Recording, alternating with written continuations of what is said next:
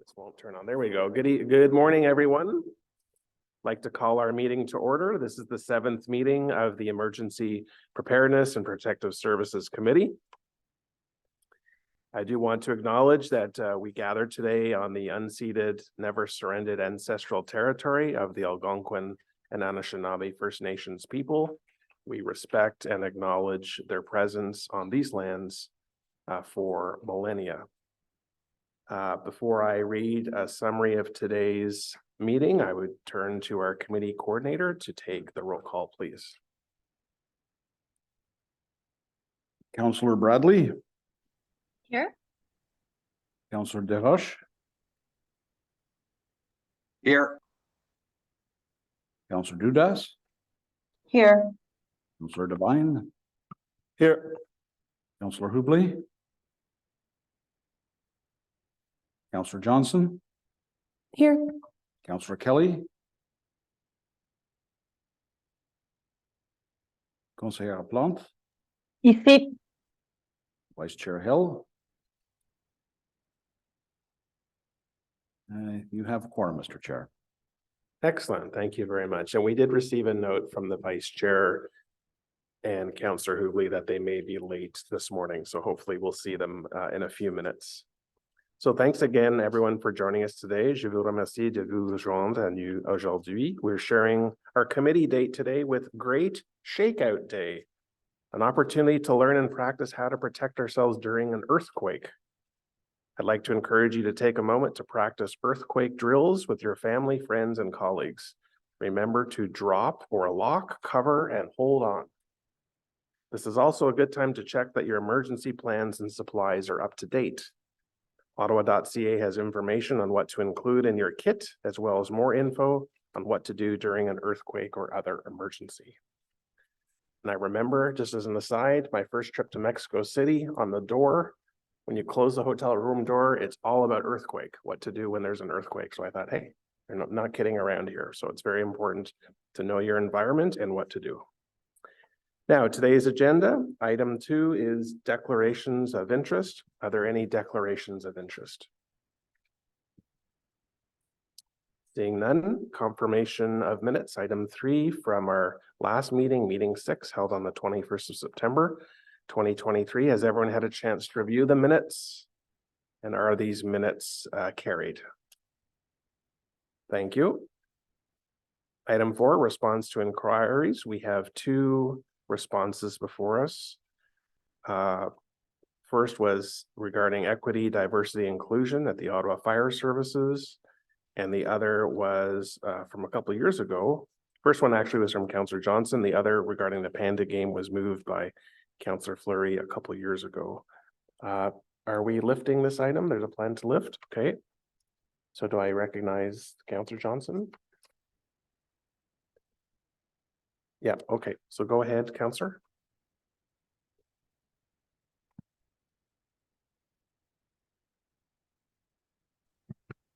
That pursuant to subsection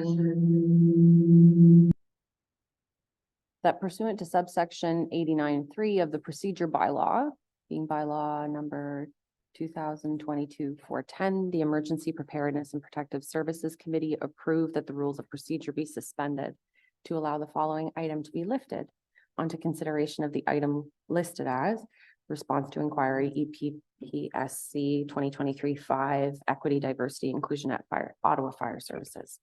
Thank you, Councillor. So this just will allow us to lift this item for further discussion. So is that the will of the committee to allow the councillor to lift this? We can discuss it.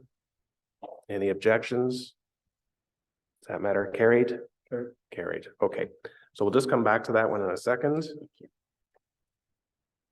Item 5, minor amendments of various bylaws. I'll just read some information for context. So we have a minor amendment report before us this morning. This is another report being brought forward as part of the overall bylaw review work plan and is timely to bring some bylaws up to date. The report presents minor amendments to update and correct issues of a minor administrative nature in several regulatory bylaws, such as updating key position titles or legislative references. These minor amendments do not require a full bylaw review, have no budget impacts, and do not alter the objective of the bylaw. We do not have a presentation today. There are no speakers, and we have not received any written submissions, but staff are prepared to answer any questions should any member wish to pose a question. Seeing no hands, I'll ask if this matter is carried. Carried, thank you. We'll come back to the other items. We'll go back then to item 4, which is the item that was lifted. Thank you, committee members. Again, with respect to equity, diversity, and inclusion at the Ottawa Fire Services, and I'll turn to Councillor Johnson.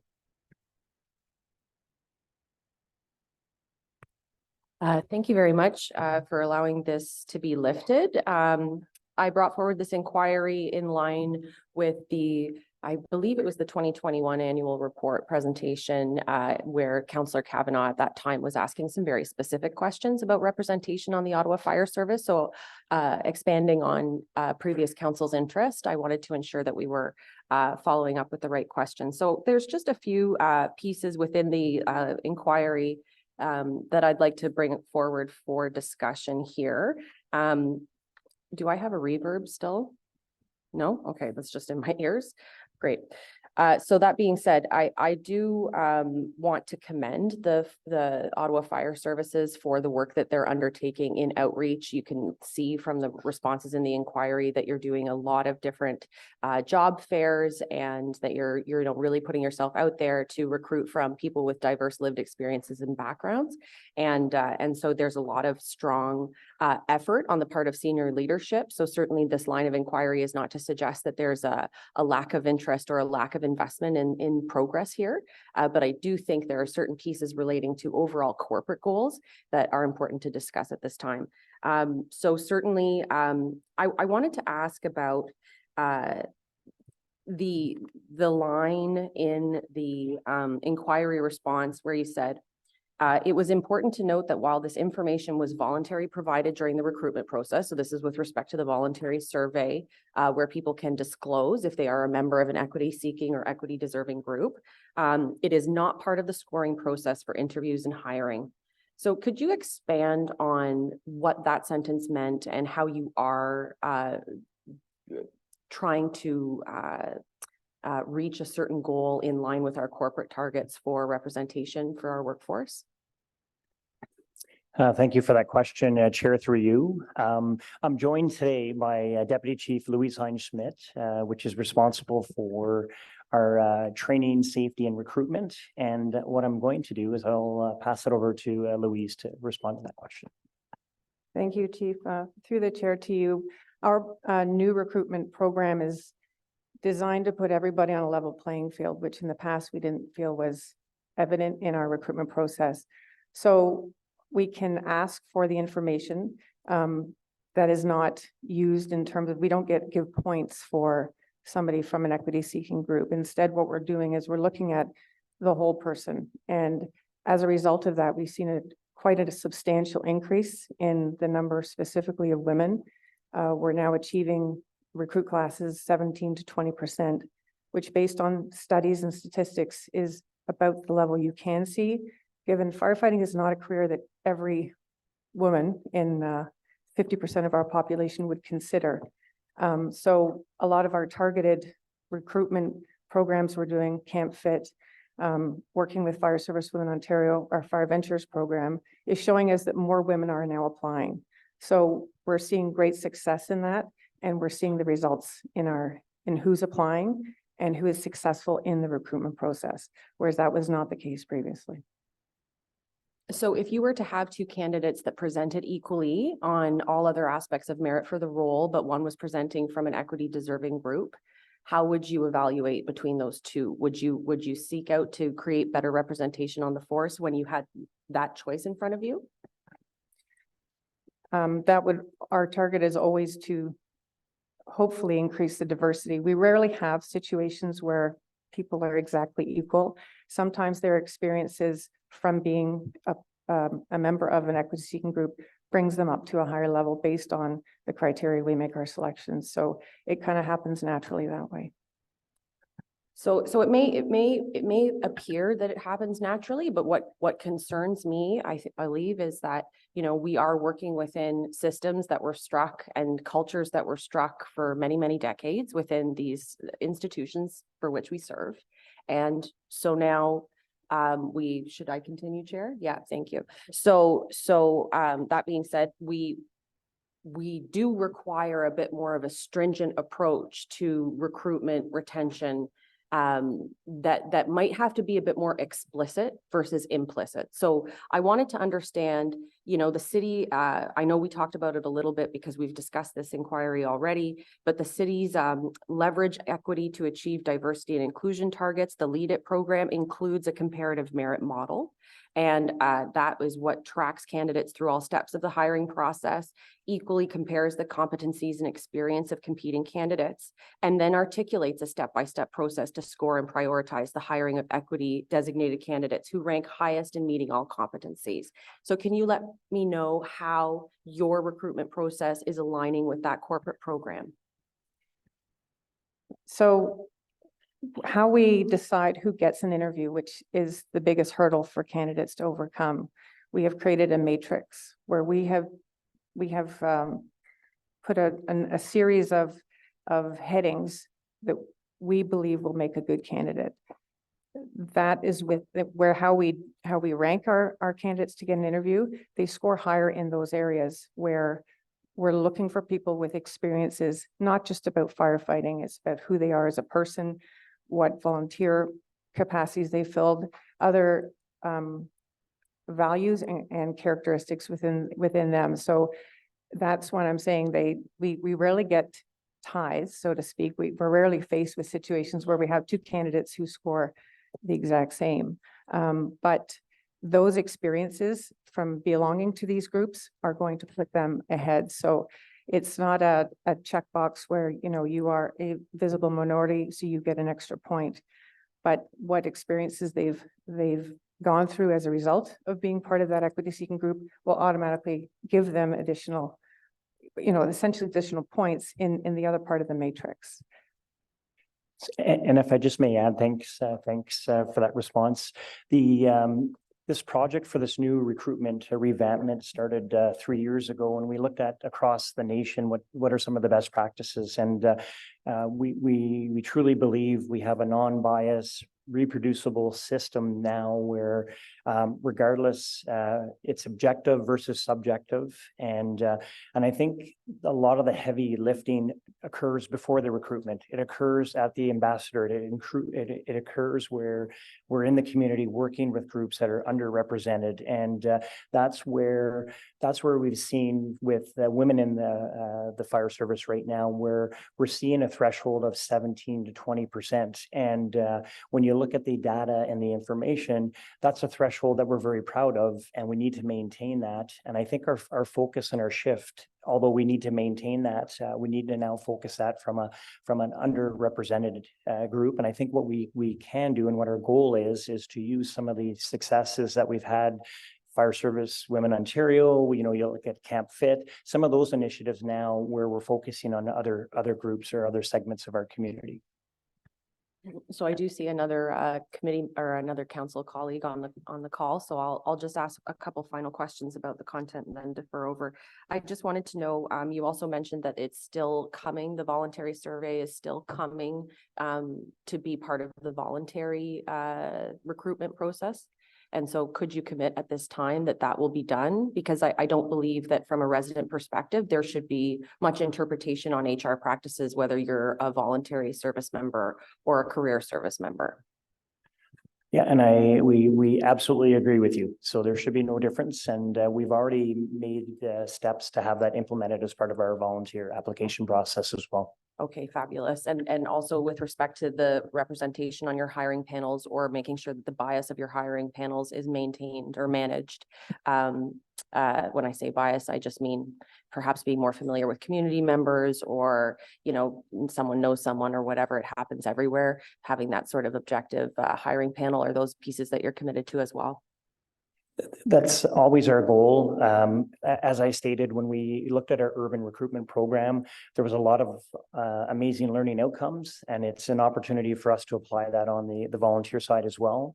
The one item that I want to share that is slightly different on the volunteer side is we have to work within the demographics of that community. On the volunteer side, as we know, we have members that live in the community, and they have to, the ideal response time is to have an apparatus out of the station within 5 minutes. And we talked about that last week or a month ago on our annual report. So we have to take those items into consideration as well, and based on availability of people in their community. But you raise a point that we agree with. There's a lot of elements that we can take from our urban recruitment that we can apply to our volunteer side of things as well. Okay, great. Thank you. Because I believe that when we got the answer to that piece of the inquiry, it wasn't answering about the hiring panels, but it was answering about the recruitment process. So I appreciate being able to clarify that here. Thank you, Chair. Thank you, Councillor, for those questions. Councillor King, you are next. Thank you, Chair, and I'd just like to thank Councillor Johnson for this excellent inquiry, as well as the fire service for their in-depth response. I did have a number of questions concerning the inquiry, and they really revolve around what the Ottawa Fire Service is attempting to do to improve the on-ramping for employment opportunities, especially for diverse communities and especially our youth. In the report, I do see that the OFS attends a number of events, and I'm imagining that the fire service will probably be attending the youth fair that the city is holding in Vanier this evening. So I'm seeing a lot of work that's being done at specific events, along with events at high schools. But I'm also wondering what work does the fire service undertake with our school boards to assist with ongoing exposure to employment opportunities. I'm just wondering if the fire service, as an example, works with the school boards to assist with certification testing, as an example.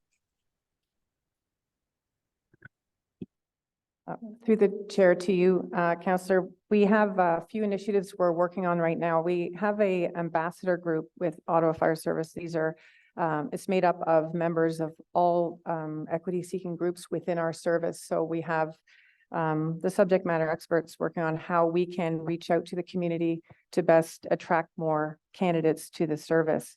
We currently have 2 co-op students in Ottawa Fire from the high school level. This is the first time we've done that. We typically usually go to the college level, but we learned through our experiences with Camp Fit and the success of that program that reaching out to high school students, as you suggest, is the way to go, because that's the age 15 to 19 where they're deciding what they want to do with their lives. So what we're doing now with this ambassador group is looking at the success we've had there. And just for reference, we now have 8 urban full-time firefighters who were campers, which to us is a very big, is a huge success. But given we've been doing that for 14 years, so it's not a quick turnaround. This is a big ship to turn. So we're looking at the success of that program and how can we apply it to all other equity seeking groups. So we also have a ventures program, which is made up quite a diverse group, and it's through Scouts Canada. They come every week and work through all kinds of fire service training.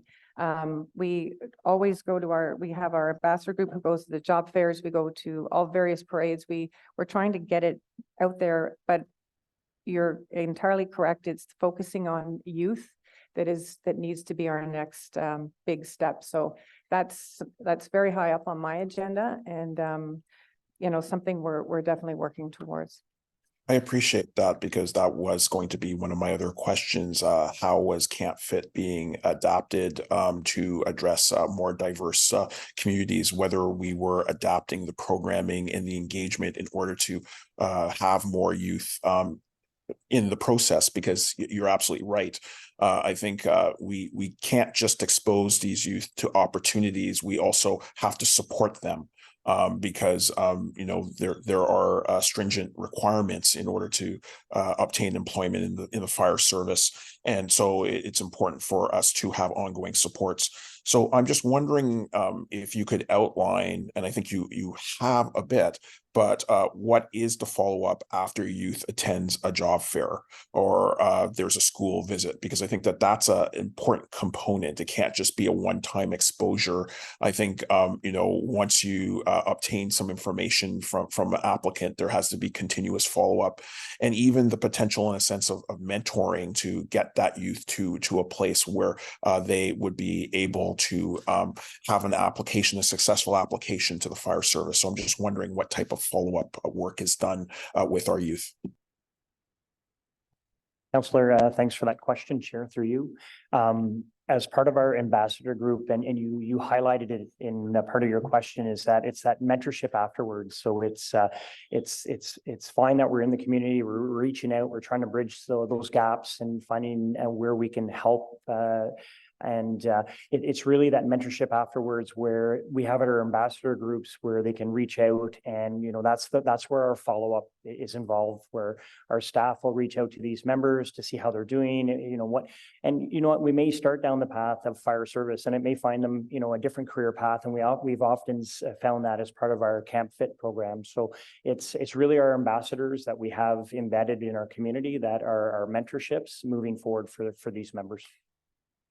And the last question I have is obviously the list that you have around career fairs and engagement with equity seeking groups is not static. So I'm just wondering what measures are you taking to expand that list? I think of organizations such as Youth Ottawa that are working on developing educational programs, nutritional programs, recreational programs, and I think that they would be a great fit with working with the fire service in terms of the recreational programs that they're undertaking with both boys and girls, youth, to really expose kids who are in physical training programs to the fire service. I think that would actually be a great synergy. So I'm just curious, how do you go about expanding the number of working organizations that you deal with in terms of groups seeking equity in employment? So that's a good question. There's a lot of our ambassador members who belong to some of these groups on their own volition. They volunteer their own time outside of their work, even with the ambassador group. So we have some really good connections that way. We're looking at a new program right now to help get some people through who have financial barriers for the certification process, which is very stringent with our new provincial legislation for mandatory certification. So we're looking at a new program to see if we can help offset some of that financial difficulty for them. And this is the type of these are the types of groups we need to hit to see. We need to find the right candidates to get them through this process. That's something that I have one of my ambassador members who is this is a project near and dear to his heart. So we are actively working very hard on that right now. And our goal is that we will be able to introduce this career to someone who never felt they could achieve it because of the barriers that they're currently facing. So, and I think we're pretty far down the path of having a plan to make this work. So we're going to be running a pilot project, we hope, for 2024 to get a few members through. And the goal is to have them join our service and without any financial barriers.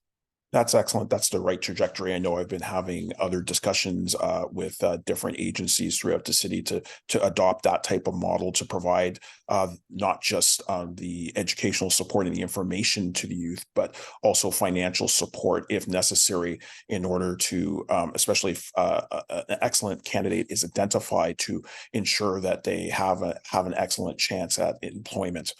So I think that the direction is right, and it's my hope that we continue to have oversight like this that emerged from Councillor Johnson's inquiry around the progress that we are making in terms of hiring more women and more diverse members from more diverse communities.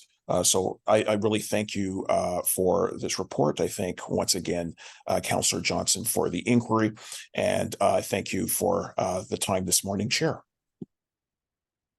Thank you, Councillor. Before I recognize Councillor Johnson again, just for our colleagues who have just recently joined us, our agenda at the moment is on item 4. We've pulled the response to the inquiry with respect to equity, diversity, and inclusion in the Ottawa Fire Services. So that's where we are at this time. Since Councillor Johnson has spoke already, does anyone else want to jump in now before I recognize Councillor Johnson? Seeing no hands, Councillor Johnson. Thank you for the indulgence of the committee to ask just some further questions, because I do believe this is, again, of interest at a corporate level. So, we are talking about being able to demonstrate the progress of the service over time, which leads me to wonder to what extent and where we capture the data relevant to this type of work. So does the fire service hold data collection within the service, or is this something that's managed through the EDI office at the City of Ottawa? And how do the two relate? Thank you, Councillor. Yes, no, that is managed through the EDI office through the city, so the main HR department. So if we were to ask, because I think I did ask when we were sort of going over this inquiry ahead of time, to what are your retention rates for women and for persons with visible disabilities or minorities? I don't think we had an answer at that time. So do we have an answer now, or is this something that we would then have to ask at a higher level? How does that work? Yeah, thank you for that question.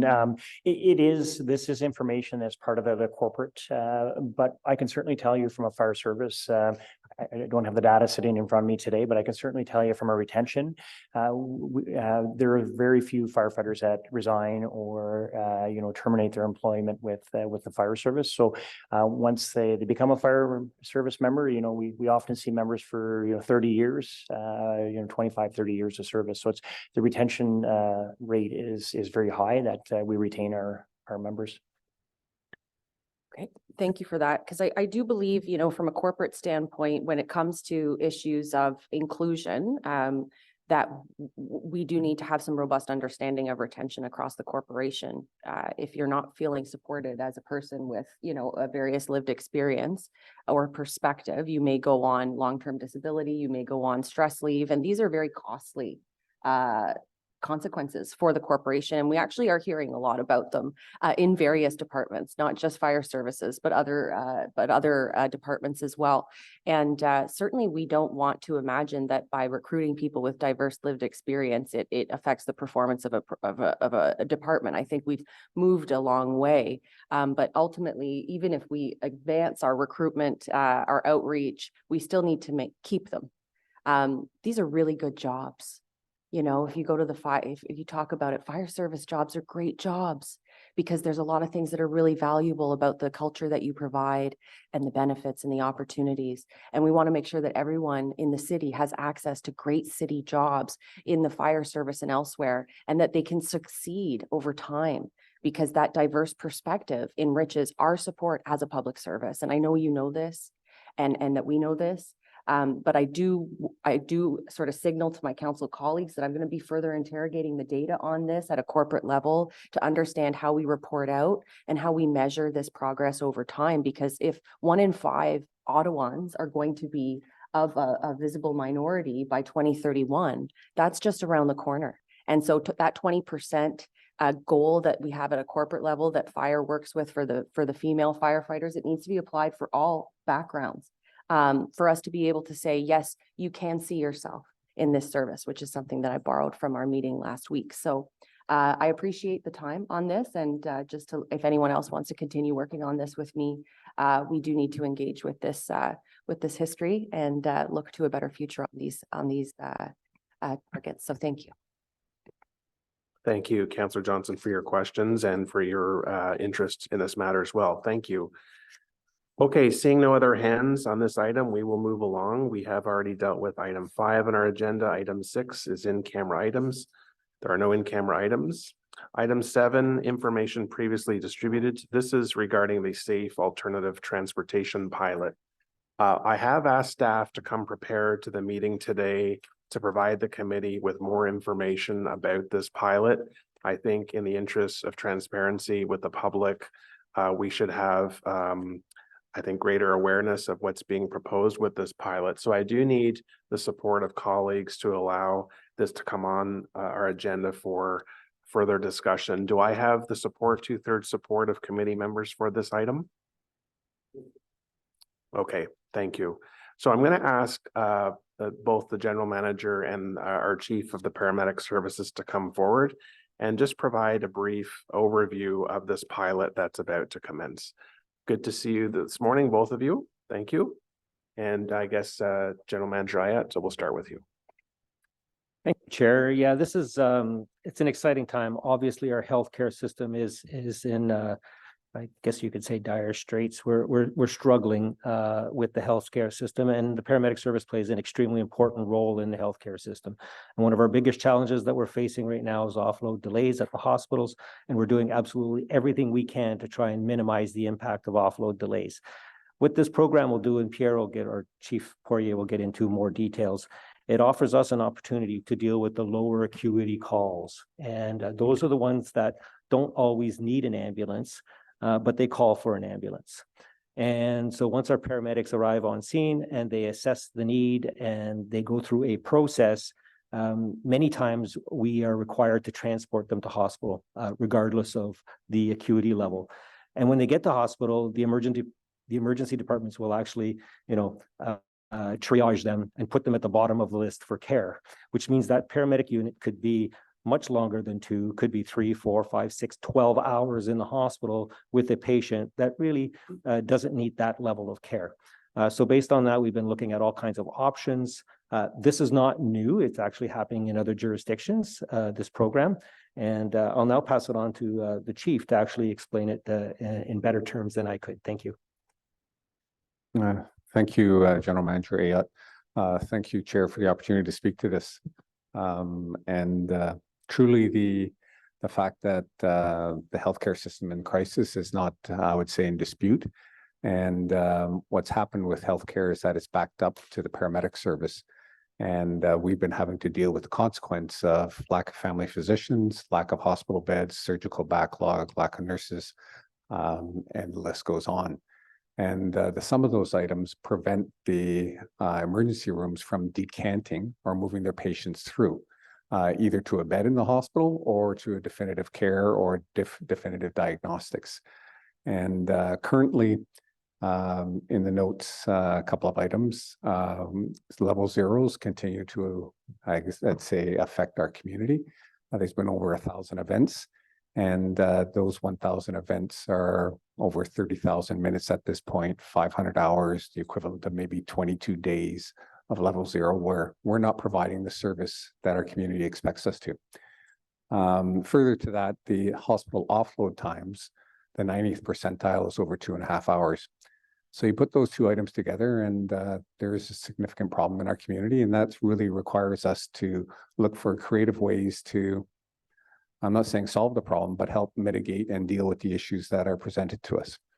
General Manager Ayat mentioned that this is not unique to Ottawa, but it is, in terms of its application, is unique to Ottawa.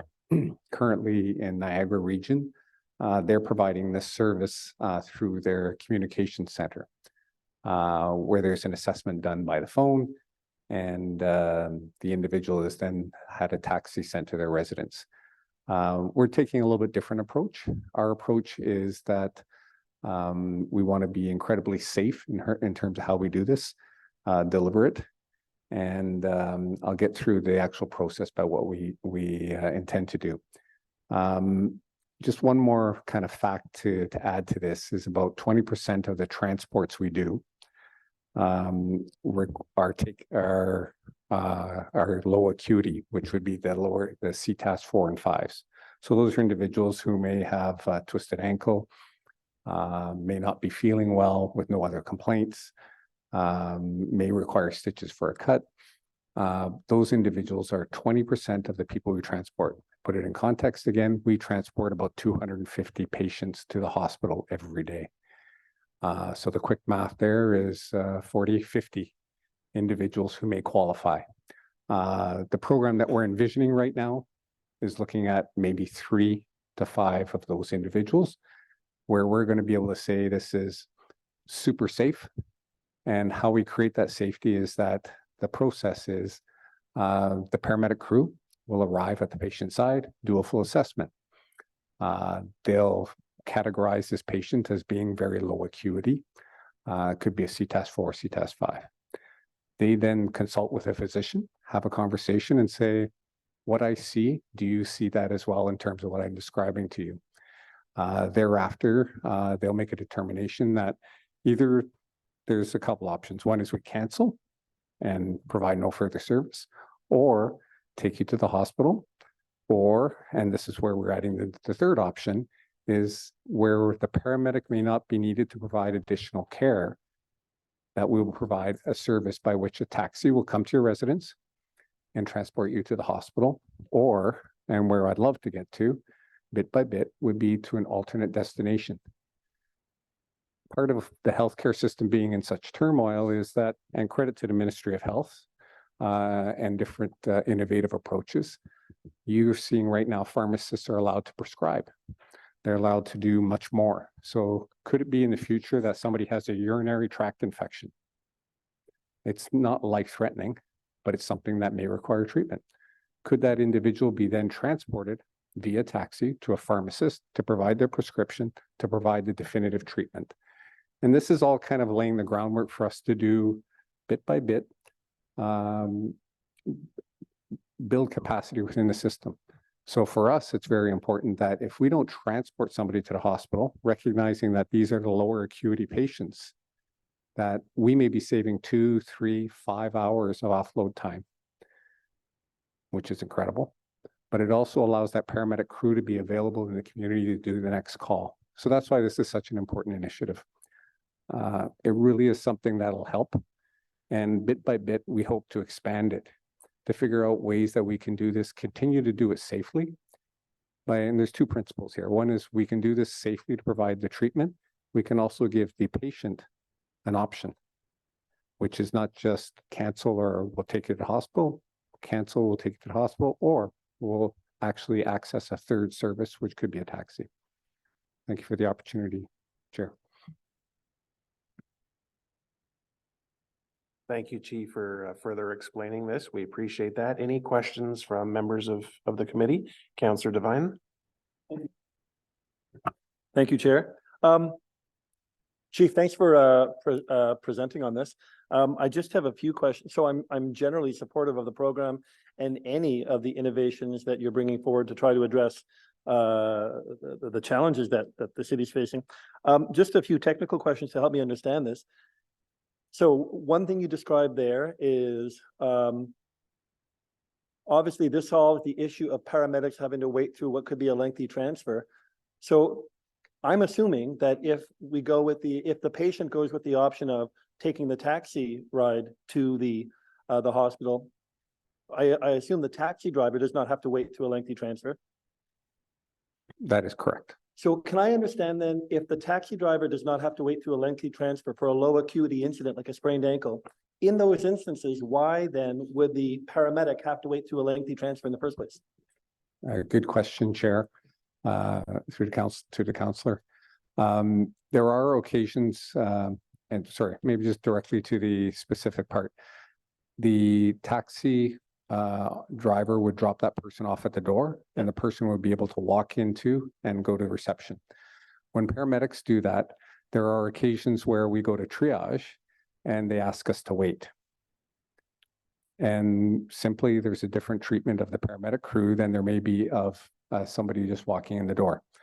So the reason that the population that we're talking about is not all 50 every day is there's a specific population that we may choose that don't require the ambulance to transport us, and they can walk in the door, but we don't have that privilege in the same way.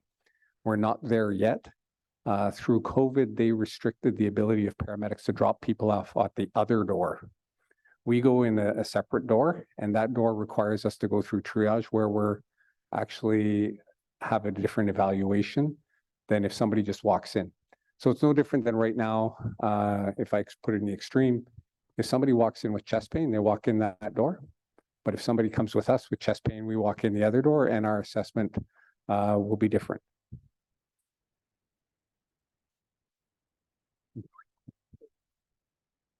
Just to help me understand this, because, so a paramedic is not permitted. Let's say the paramedic has somebody in their ambulance that has a sprained ankle. The patient wanted to go to hospital. The paramedic is not permitted to just drop the patient off as a taxi driver would at the front door. That's just not the way we're allowed to go about it. Correct. That's a different, actually, I have that as an initiative to change that process as well. And I'm in discussion with the hospitals right now on that process. All right. Yes. Thank you. Do taxi drivers require any specific training for this? Good question, Chair. We're currently in the contract negotiation specific to how this would all work.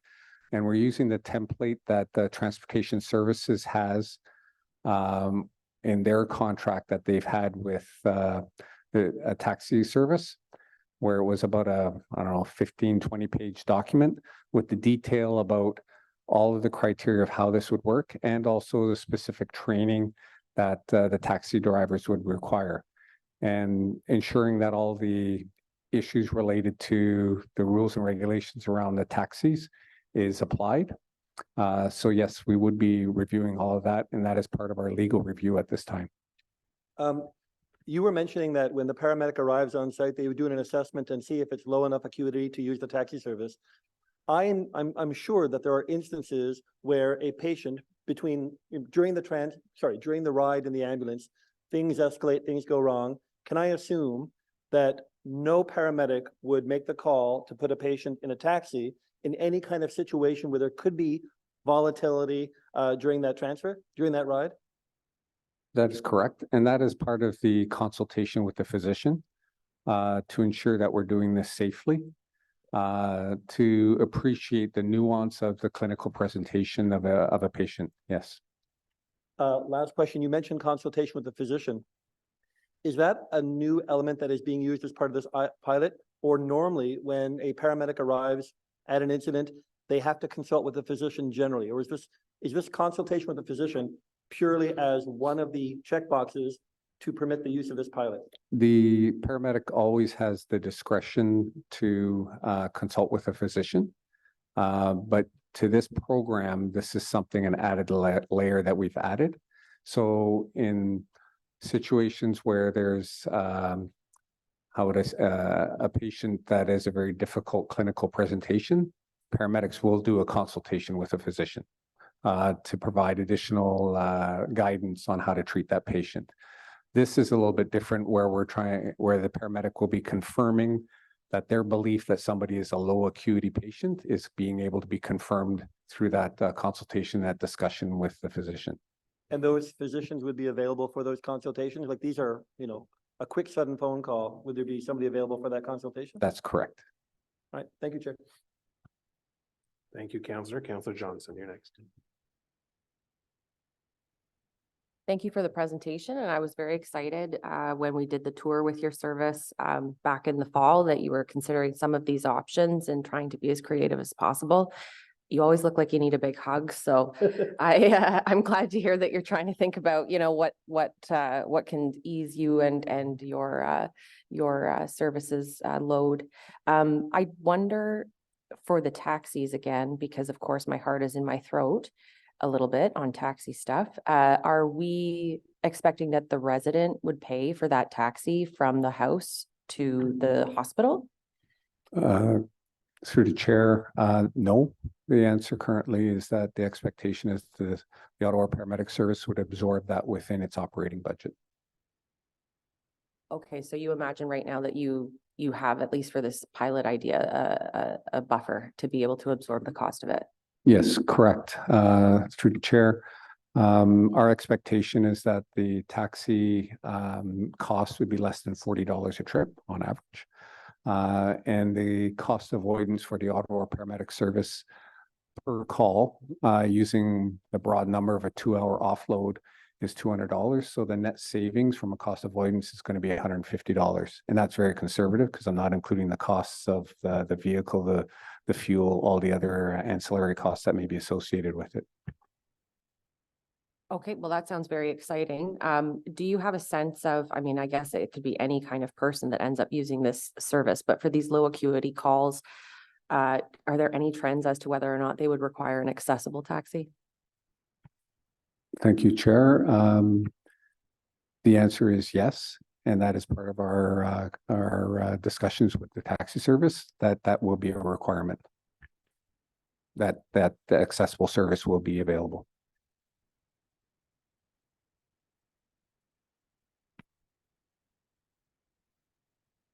If I'm a taxi driver or a taxi company, I'm going to want assurances from the city that should the patient's condition worsen, I'm not going to be held liable if something bad happens to that patient, because I'm not a medical professional. I don't know what to do other than speed and get to the Civic or General or Queensway Carleton as soon as possible. So when I first heard about this pilot, and I commend the service for all the innovation that we're trying to put into the system, because the level 0 number, as we know, completely unacceptable, is and I appreciate the assessment, and I hope that assessment is documented, and the comments from the doctor are all documented just in case. But what does the discussion with the taxi companies look like that you're having that will provide them some sort of assurance that if a patient's condition worsens, what happens in that case? Yeah, and my contention, well, first off, Chair, Niagara has been doing their program for over a year, and they've been doing it without a physician or a patient, or a paramedic actually touching the patient. They've had no negative outcomes in the last year and a half or so. So that's a good sign. Our system, I think, has an added layer of safety. And there's two pieces there that add to this also, is that it would be no different, call 911 and we would be immediately available if the patient condition worsened. I do not have any expectation of that, but I understand that there is always that risk. Another piece to the story is that the discussion with the taxi service is that we would put in mechanisms to have callbacks and to have, and I'll put it this way. First off, we will have an idea in terms of the app that we're going to use of the arrival time of the taxi. We'll already have a predetermined destination and we'll have a time window. We'll have that all documented, so we'll be able to track that. If there's any issues that through the taxi industry and their communication center, we'll have a line back to us for 911 if there's any untoward outcome.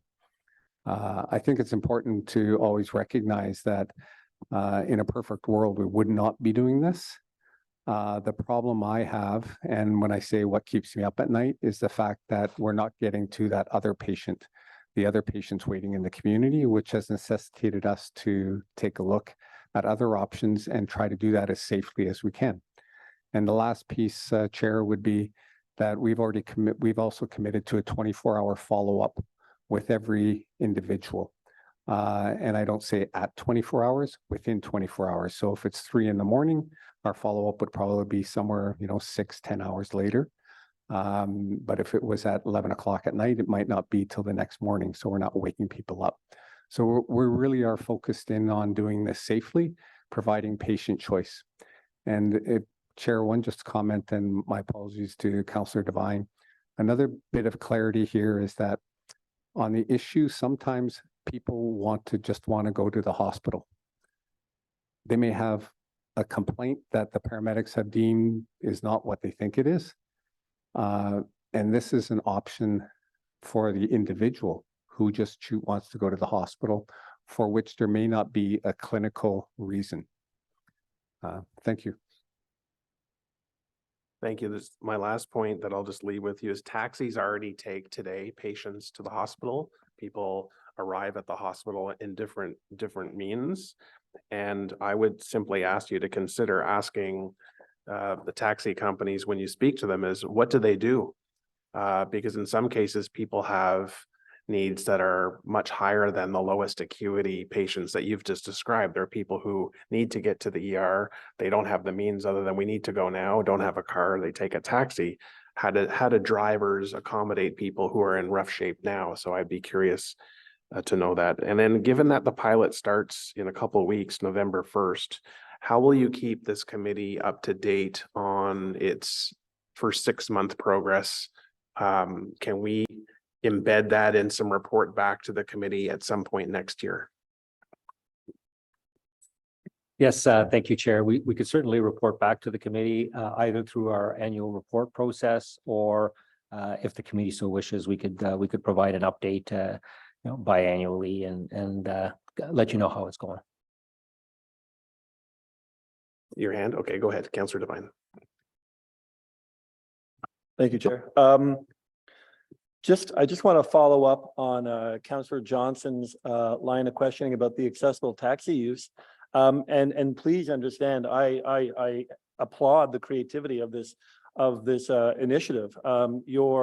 You're thinking outside the box at a time when the parameters and restrictions that the province imposing, and the hospital system is imposing upon us is causing a lot of challenges. But just on the issue of accessible taxis, from what I understood you were saying there is that within this pilot, there would always be a requirement that an accessible taxi would be available. I'm not sure if that was suggesting that there'd be a priority of using an accessible taxi, no matter what the call was. But I know that I was recently at the graduation ceremony of a new class of accessible taxi drivers. And in talking to Coventry, it was quite clear just how scarce our accessible taxi fleet is and just how in demand it is. And so, again, while I support and applaud the initiative, just to kind of, in the same spirit that Councillor Brockington was asking questions to make sure that we are not creating new issues through this. So I'm not sure if this is a question to the chief or a question to bylaw in general. Is this initiative here with its use of accessible taxis, is that going to be competing against the other needs of the system at large, or has one hand spoken to the other in how there might be overlap there? We haven't finalized the discussion or the negotiations with the taxi company, but they are very much an advocate, Chair, for the use of accessible because it fits the service that they're already providing. In terms of the issue of priority, would it bump other items within the priority list? Honestly, I do not know that answer at this time. It'd be something that would be part of our discussion. But I think it's an important piece that we do provide the accessible service. And just to put it in context, once again, we're looking at a very narrow number of, less 3 to 5 a day, of which if we had an accessible request, I suspect that might be if once a week, just to put that in context of the numbers we're looking at. All right, thank you, Chair. Thank you, Councillor. Councillor Dudas. Thank you, Chair. I just really quickly wanted to chime in. I'm very interested to see how this pilot goes. There's a strong demand for it. I think it was a couple of years ago that I actually did an overnight shift with a paramedic team, just so I can get a bit of a firsthand experience about what they go through. And I remember there was about 3 calls that night, and it was a busy night where we were called out to situations where, I'm no health expert, but these folks could have easily hopped in a cab and gotten to the hospital. The offloading would have been much quicker. They would have gotten the help they needed. And the paramedics on site recognized that, but they were in a situation where they were required to load them into the ambulance and tie up the resources and then wait with them at the hospitals for a period of time. So I think that this is an outside of the box way of looking at this. I think that there's certainly a need for an alternative to get folks the help they need urgently and to get them to hospitals when they require to do so. I'm interested to see how this pans out and if this frees up our paramedics to get to the essential calls they need to be at. So thank you for this, and I look forward to seeing what the outcome of this pilot will be. Thank you, Councillor. I think, before waiting for the 2024 annual report to come out at some point in 2025, I work with the GM and chief, and we'll figure out a way next year at some point to provide maybe a semi-annual update on this particular item. I like when there are new initiatives that we get an update sooner rather than later to see how things are going and provide input if necessary. But I think the comments and questions today have been very helpful and useful, and thank you to you both for the overview today. So seeing no other hands, we will move on with the rest of our agenda, which is not much left. So thank you to you both. Item 8, notices of motion. Are there any notices? Seeing none. Any inquiries? Seeing none. Any other business? Seeing none. Before we adjourn, I'll just let you know our next meeting of this committee is scheduled for December 1st. At that meeting, we will consider the 2024 draft budget for this committee, which covers all services within the Emergency and Protective Services Department. Unless there's an emergency, we will only deal with the budget. All other matters will be pushed to January. So I look forward to seeing you on December 1st. And given that the business of this meeting is now concluded, we are adjourned. Thank you.